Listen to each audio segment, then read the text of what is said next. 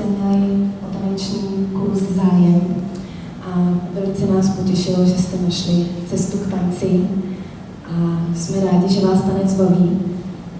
A dnes je na vás, abyste ukázali, co jste se naučili a za chvilinku k tomu budete mít prostor.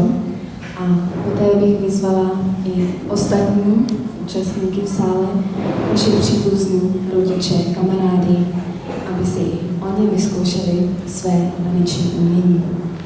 Takže vám popřeji krásný večer a moc to tady všechno učíte. A teď bych poprosila taneční páry, aby si našli místo na parketě a ukážete, co jste se naučili. První tanec bude vás.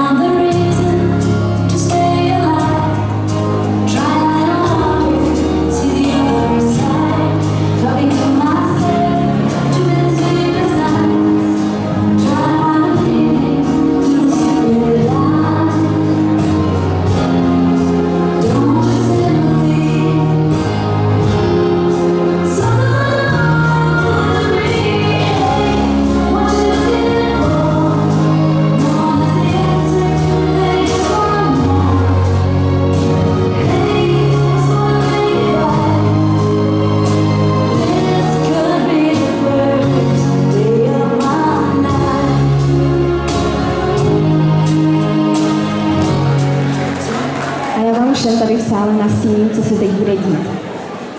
Těchto 9 párů uvidíte tančit v prvním kole taneční soutěži. Budou tančit ve 4 tancích a budou to valc, tango, čača a jive.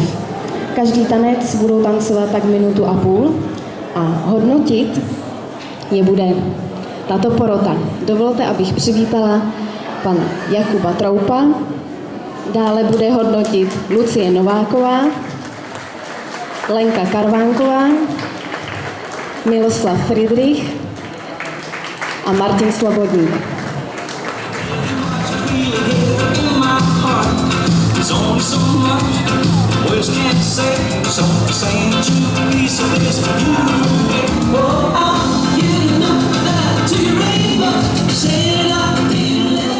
Na parket nastoupilo 11 párů.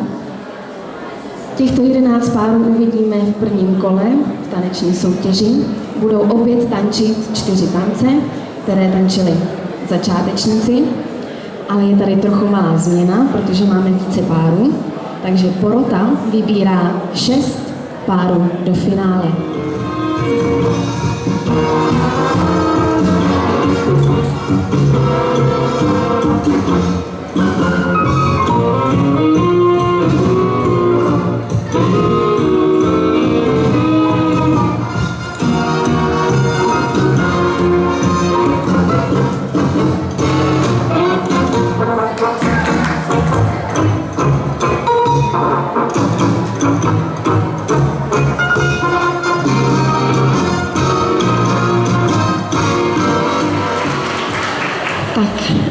Na prvním místě se umístil pár s číslem 12.